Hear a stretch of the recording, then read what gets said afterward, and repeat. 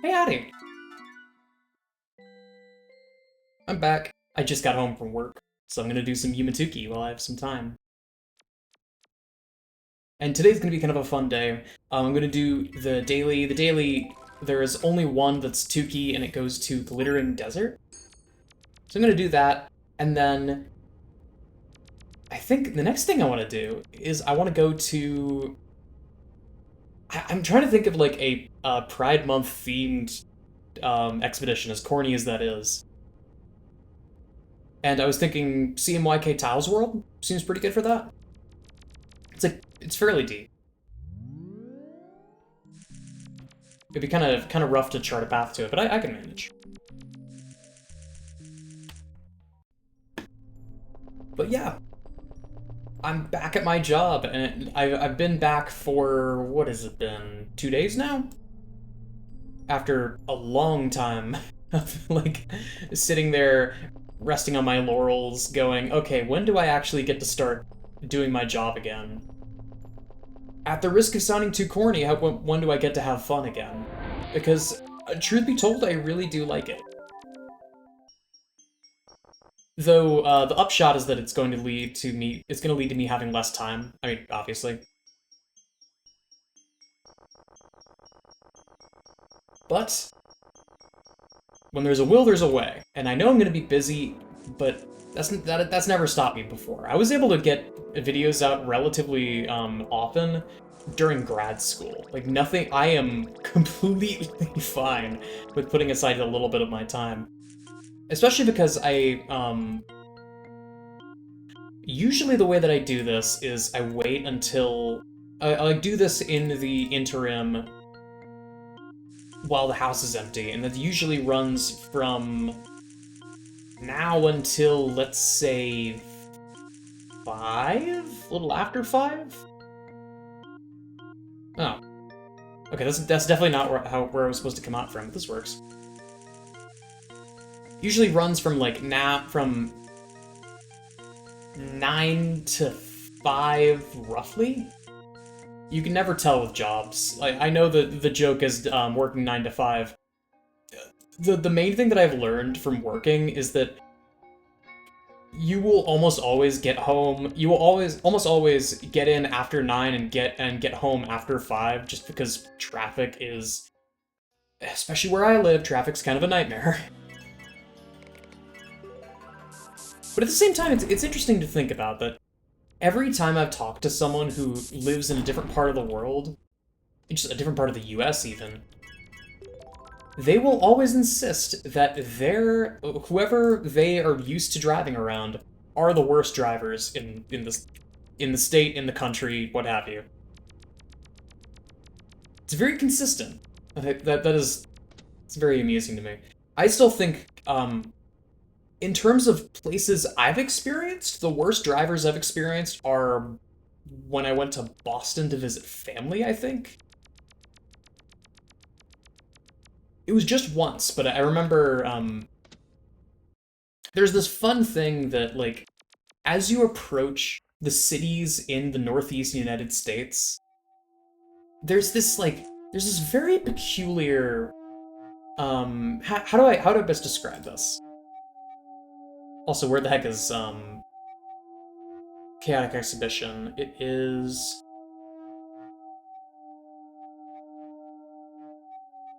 Oh, right, it's right here. I was looking all over for it, and it was right under my nose.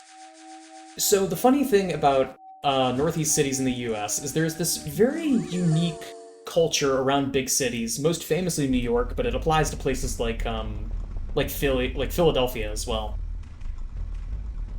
There's this like energy of, like, not explicitly get out of my way, but like a little closer to, like, mind your business. Like, I'll do my stuff, you do your stuff. That's just like, we don't have to interact past that point. Oh, what is this? Is this the original map for Underground Labyrinth? I think that's what that is. Because this is the chainsaw spot. Very cool. I don't know if I ever interacted with that before. And then next up is Polluted Swamp, which is 3, right? Or is this the other one? No, this is Tesla Garden, right. Okay, so it's 2. But yeah, the closer you get to like New York or Philly, there's that sentiment of like, get out of my way. I'm just gonna do my thing. I'm gonna like head down, keep walking. Don't talk to me unless you need something from me, and if you do, make it quick. And that does flow over into the drivers as well. Like Boston is the same way. Boston is very much a big city parentheses derogatory, so the people there are very aggressive. And it leads to people being much more aggressive drivers. And the thing that's very humorous to me is that, like, a lot of big cities have like the infrastructure, or have like specific infrastructure setups that people don't have to drive everywhere. To my memory, Boston is not one of them. Like, I assume they have a certain amount of, like, non-car infrastructure. Every city does. Like, I know when I spent time in Atlanta, they have, like, a metro system and a bus system, and most of the time, you are still going by car. And the people who drive quite aggressively. Though, aggressive might not be the right word for it. The term that I remember when I was first learning to drive is defensive driving. And that's, if you've ever had to like take a remedial class on driver's ed, that term has probably come up before. Which, that's a very funny sentiment to me, because like 9 times out of 10, when you're talking about defensive driving, you are talking like be as paranoid as you possibly can. And I mean, that's a good mentality to have on paper, because like you can't trust anyone else on the road to be a decent driver. So you have to constantly assume that everyone else on the road is an idiot.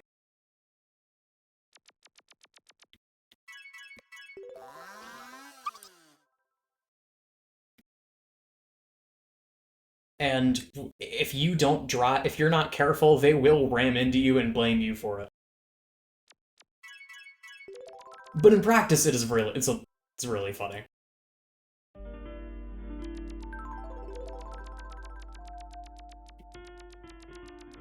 But yeah, I've been doing work.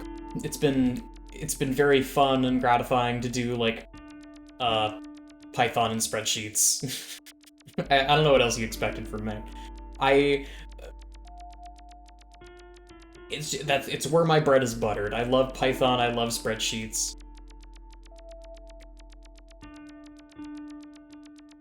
So I've been having a ball. And I've heard from my boss, and this has been really flattering to hear, is apparently the other people at the office have been waiting for me to get there because there's no one. To be frank, I could like talk myself up as, oh, they know just how good I am at Python. I don't think there's a single other person at this damn office who knows Python. Or, like, consistently how to do stuff with spreadsheets. So I'm kind of marooned here. I'm happy to help, but like, I am still slightly marooned.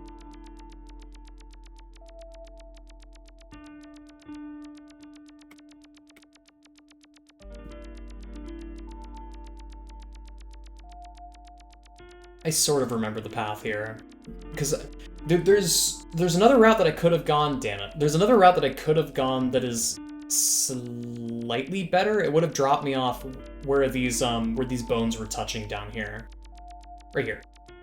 And I think if I check the map, it was Symbolon, right? So it would have dropped me off right here. And what is? Oh. Have I gotten this menu theme? Surely I have, right? While I'm over here, I may as well. But yeah, that's been interesting. The other main thing to note is Pride Month. It's June. And, you know, of course, happy Pride.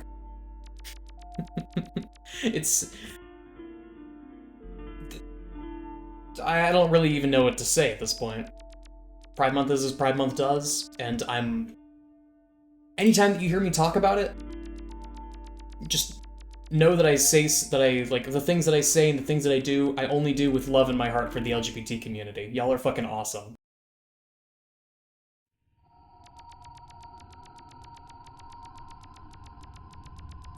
I mean, I say that like I'm not part of the LGBT community, but I suppose I'll talk about that in a minute.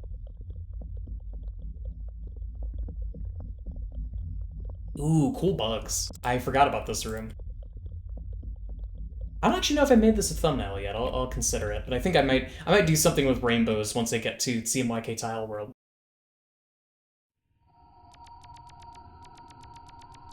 So, in other news, speaking of like what I was just saying, so I realized this has been something that's been like nagging me for like months now, and I only just now put the pieces together for what it is. I'm pretty sure I have gender dysphoria, which is interesting. I don't know what that's gonna mean. I don't know what that's gonna mean for like my career or even for the channel. I feel like for the channel it's going to affect almost nothing. I'm still going to be the weird little creature that y'all have known and hopefully grown to love, or at least appreciate, or at least tolerate. But it's gonna be interesting to see how this plays out. But I've got a doctor's appointment in a couple days, and I'm gonna ask, like, basically, who do I see? I think the answer is an endocrinologist, but I don't know that for sure.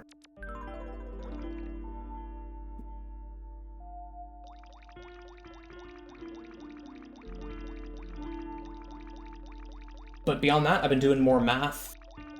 I've been working on that little like math project with the Nothing Burgers. My record has jumped significantly because I realized a shortcut, and it was actually a pretty significant shortcut. So the thing that I figured out is that when you take a number, just to recap, a Nothing Burger or an NB, so it's referring to it in my code.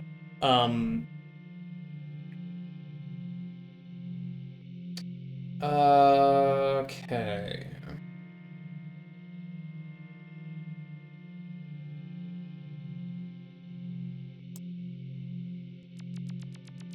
So an NB is, when I would refer to something as like NB10, what it is it's 1 and then 10 zeros and then 1.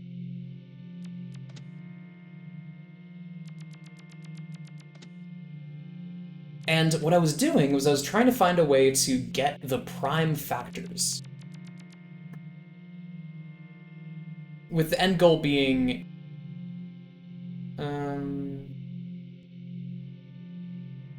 yep, right, okay. The end goal is to try and calculate the biggest prime I possibly can. And what I realized is that when you take a NB and you divide it by 11, you end up with one of the factors that you end up with, and it might be prime, might not be, is 909090909090 on and on 91. And I realized, well, shit. I don't need to check the factors. All I need to do is check to see if that number is prime. If that number is prime, then I know that there are only... I think the term for that is, like, semi-prime? That sounds right. I think that is a term I've heard thrown around. You end up with a number that is 90909090991 and 11 as the two factors.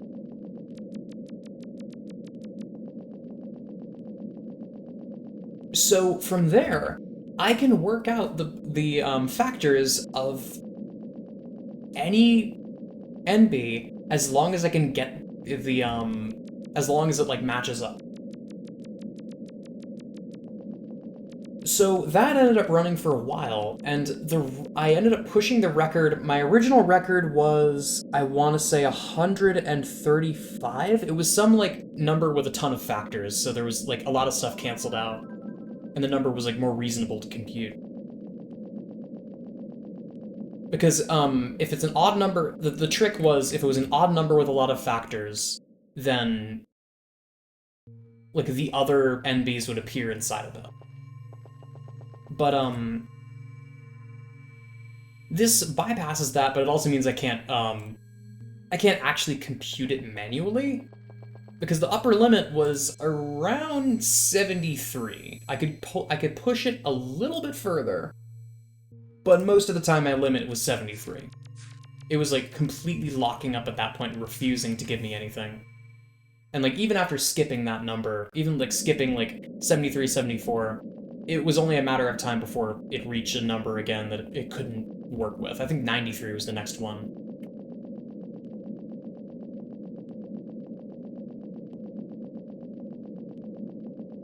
So my record is now, using that method of the YNOs and checking whether that is prime, my record is now 3,307.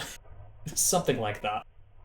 I confess I don't remember the exact number off the top of my head, but I'm pretty sure it was 3,300 and something. Which is a hell of an improvement.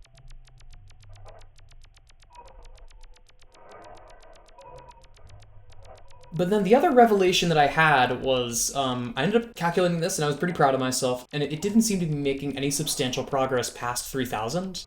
Because these numbers, like these primes that work, are scarce. So my idea was, okay, what if I have like a decent run of numbers? What if I were to take this run and put it into the Online Encyclopedia of Integer Sequences? Which, that's how you know you're doing some nerdy shit, when you seriously consider looking at the OAIS for something. But that's the situation I found myself in. And I mean, maybe I should have seen this coming, but lo and behold, Neil Sloan himself has already worked on this problem.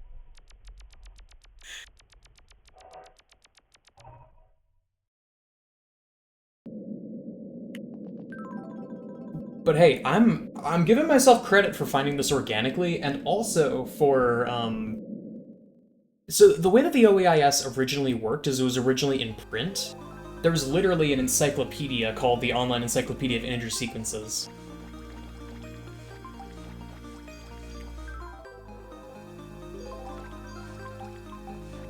And that sequence was early enough that it would have been in one of the print versions, which I feel like that's an accomplishment in and of itself. That's really cool.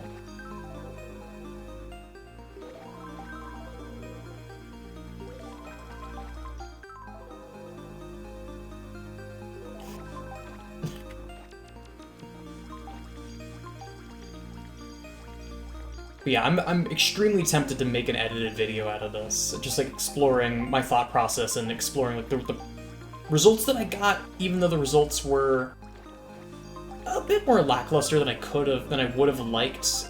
Seeing that the sequence that I found in the OAIS does terminate, and it terminates way faster than I was hoping it would. Oh wait, shit! I need to get a picture. Tell you what, let's do eyeball bomb to face, and then rainbow.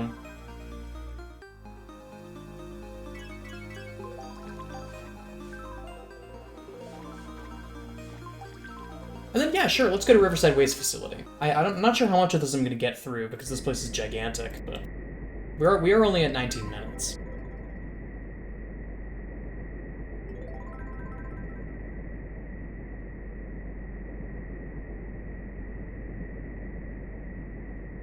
But yeah, it would be fun to document my findings, even though the findings have already been documented since like 2010. But this was fun. This was fun, and I want to expose people to it. I also think it would be a very good, dare I say, clickbaity thumbnail to have like the longest one I was able to manually compute as the thumbnail, and just say like. Because I've seen like ways to write that down where it's like 1 and then 0 dot dot dot 0 and then a bracket over it with the number.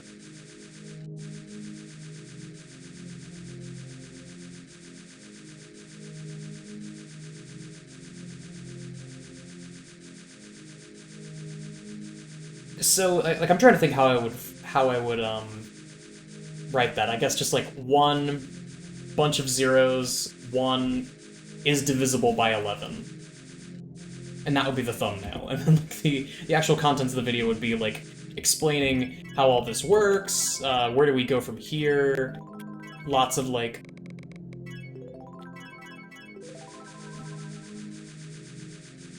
that thumbnail would spoil the first revelation, but then there would be like additional revelations as that number climbs higher and higher and higher. And by the way, when I said that number, that sequence shows up in the OEIS, term 11 is like in the hundreds of thousands. I do not know how the guy who submitted that managed to figure it out. I would have to, quite frankly, I would have to ask. Which is a little daunting, but I mean, I could probably find his email. I would be more than happy to shoot him an email, and if he responds, all the better. That would be really neat to see like what his thought process is on that, and like what mathematical tools he used and how I could employ those myself. Because that's something that like they bring up on Numberphile a lot, is that logic of like, okay, but why do you care? And this especially comes up in terms of like Niels Sloan, but also like a couple of other mathematicians bring this up. With Niels Sloan, it feels a little more prevalent because he's a very whimsical guy, and a lot of the sequences feel very whimsical as well. So when you ask questions about these sequences of like, well, do they terminate? What can we say about their growth rate? And it's like, why bother, right? Well, the answer is that it's good practice. It's good practice for like doing math. It's good practice for problem solving, and I like problem solving. I like problem solving, and I also like just futzing around to see how a lot of this stuff works. It's very engaging for me. Where am I? It's just like a question in general. Where am I? I'm trying to think how I would do this.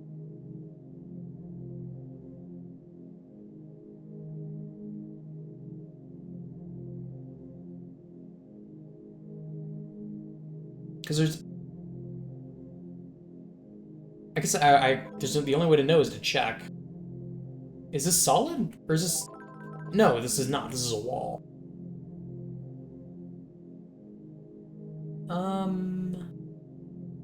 Yeah, so it looks like I have to get here from triangle.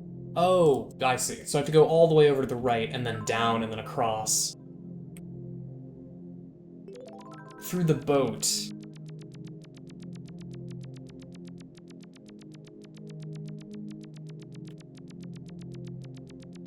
Okay, that has been super fun. I've been heartily enjoying that.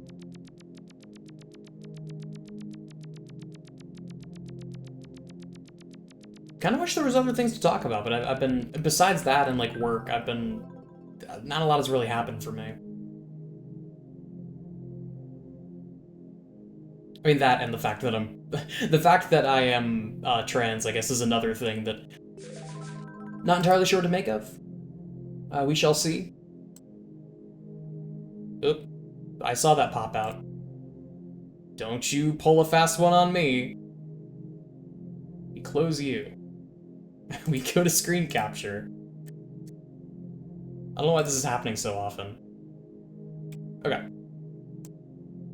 Watching you, bud.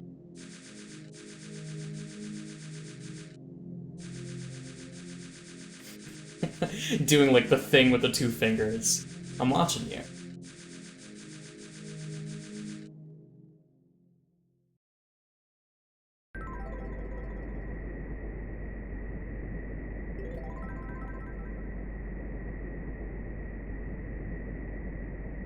I am also planning with meeting with a friend in a few days and introducing them to Tuki, which makes me very happy.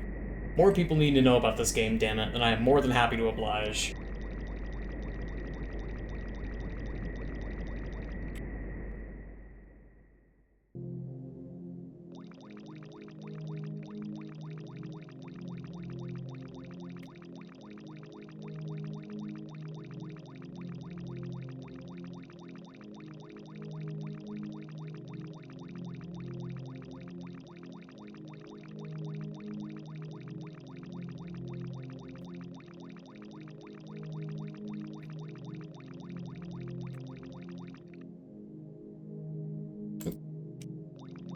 I was hitting 5.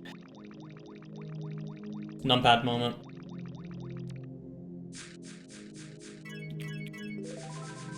Okay, this should be it.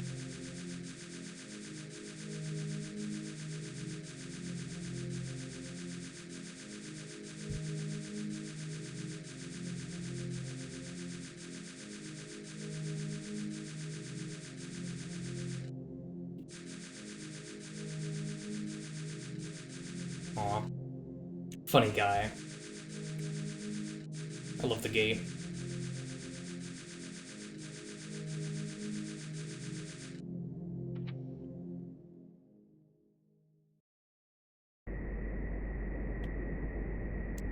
How are we doing for time? 26:26.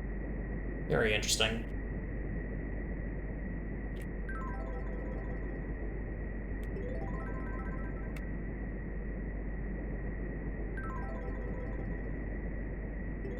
The minute I get to Undersea Temple, I think I'm gonna call it, because I don't know how much time I have before I gotta leave for dinner.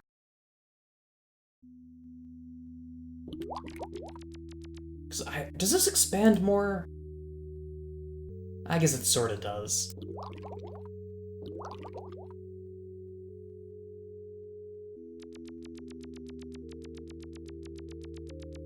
But yeah, I think I'm gonna call it here. And sorry this one was a little shorter than usual, but I got out all the things that I wanted to say today, and